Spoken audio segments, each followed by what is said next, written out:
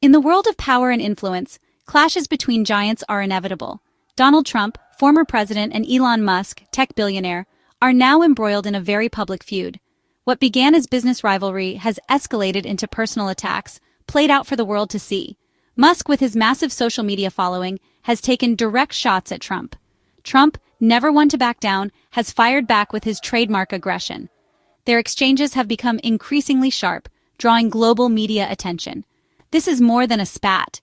It's a battle for dominance and control of the narrative. The conflict has grown deeply personal, touching on character and past associations. Both men seem determined not to back down, raising the stakes for themselves and the broader political landscape. The words exchanged are not easily forgotten, shaping public opinion and future events. Observers are left to wonder, is this a calculated strategy or a genuine vendetta? The drama is far from over. As the feud intensifies, the world watches, waiting for the next move. The stage is set for a high-stakes showdown. Elon Musk has taken the feud to a dangerous new level, publicly alleging Trump's ties to Jeffrey Epstein. Epstein, a convicted sex offender, is a name that brings instant scandal. Musk claims the government is hiding files that could implicate Trump in Epstein's sex trafficking ring. These are not casual accusations. They strike at the heart of Trump's reputation. By raising Epstein, Musk has escalated the conflict and guaranteed massive media coverage. The timing is critical, as Trump remains a major political figure. Musk's move puts Trump on the defensive, daring him to address the claims and challenging authorities to release the files. This isn't just about Trump. Musk is questioning the integrity of institutions and hinting at a cover-up. The public, already skeptical of official stories, is captivated. If such files exist, their release would be explosive. Musk's strategy is high risk, high reward. He's not just attacking Trump, but the system itself. The feud is now entangled with one of the darkest scandals of the century. The stakes have never been higher. For Trump, the Epstein connection is a threat that could reshape his public image. For Musk, it's a bold gamble in the battle for influence. Trump and Epstein's friendship began in the late 1980s, when both were rising stars in New York's elite circles. Their connection was more than casual. They were close for about a decade, often seen together at exclusive parties and events. Mar-a-Lago, Trump's Palm Beach resort, was a frequent meeting place. Epstein attended parties there, including glamorous Victoria's Secret shows. Trump once called Epstein a terrific guy and noted their shared interest in beautiful women, a comment that now seems chilling. Their bond was built on a shared lifestyle of wealth and indulgence. Epstein's address books listed both Donald and Melania Trump, and Trump's name appeared in Epstein's private jet logs. The jet, infamously called the Lolita Express, became a symbol of Epstein's dark world. Virginia Roberts Giuffre, one of Epstein's accusers, said she was recruited while working at Mar-a-Lago in 2000. These details show how deeply intertwined Trump and Epstein's worlds were. Their friendship was not a brief encounter. It was a significant, troubling connection. The evidence of their association is clear and well documented. In hindsight, their shared social life raises serious questions. The ties between them would later become a source of controversy and speculation. Their early years together set the stage for the scandals that followed. Journalist Michael Wolff recorded around 100 hours of conversations with Epstein before his death in 2019.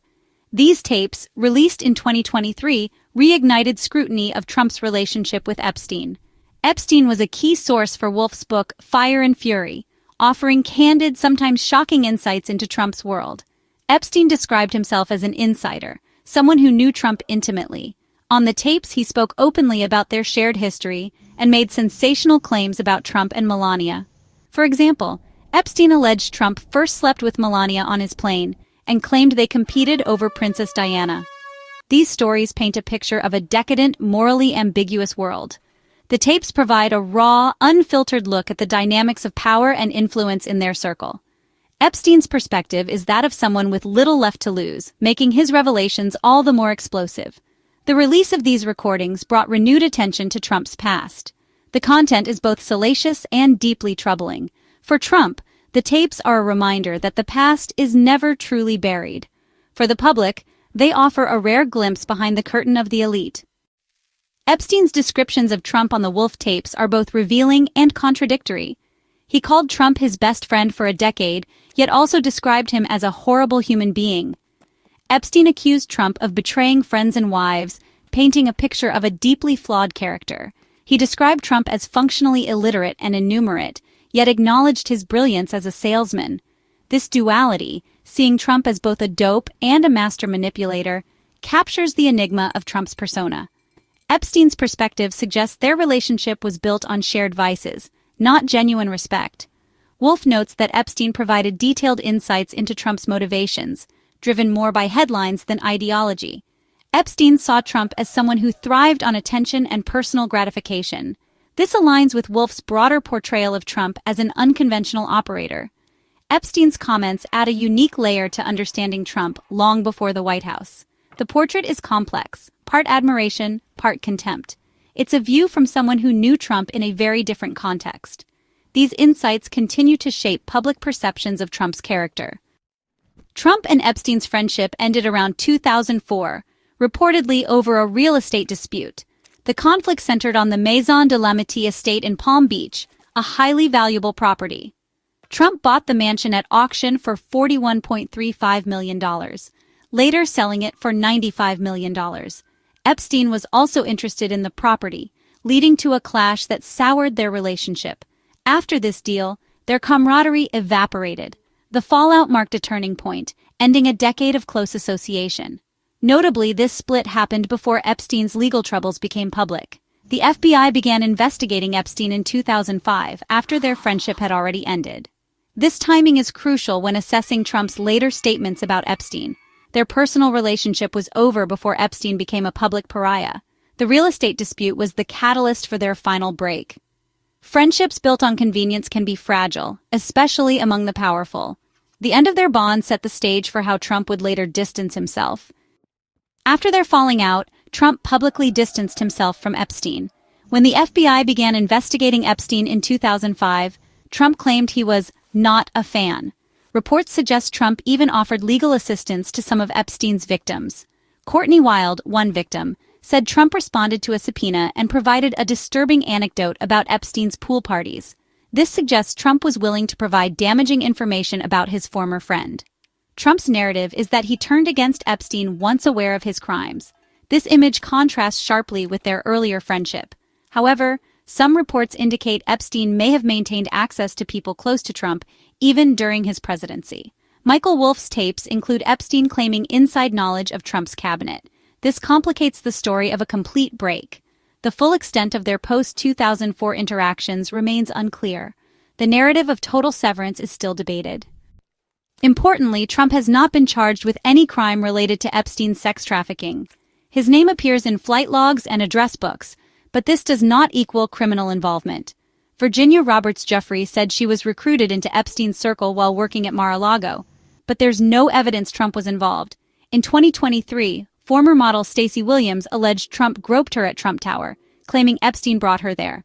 The Trump campaign has denied this, and the allegation remains unproven. These accusations are separate from Epstein's core crimes. Trump's legal standing in the Epstein case is that of a witness or former associate, not a defendant. The public often blurs the lines between association and criminality. It's vital to distinguish between rumors, accusations, and actual charges. Trump's connection to Epstein remains controversial, but not criminal in the eyes of the law. Musk's decision to link Trump to Epstein is a serious threat, especially with Trump in the political spotlight. The Epstein scandal is toxic. Any connection, however old, can damage reputations. Musk is weaponizing this toxicity, keeping the story alive and forcing Trump to confront his past. Michael Wolff notes that even without legal implications, the constant reminders hurt Trump's image. Trump's unconventional appeal is being tested by the weight of the Epstein connection. The accusations go beyond politics. They raise questions of morality and character. For a public figure, such associations can be a major liability.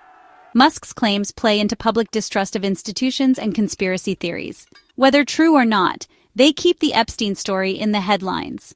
For Trump, losing control of the narrative is a dangerous challenge. The feud with Musk has become a battle over reputation and legacy. The outcome could have lasting consequences for both men.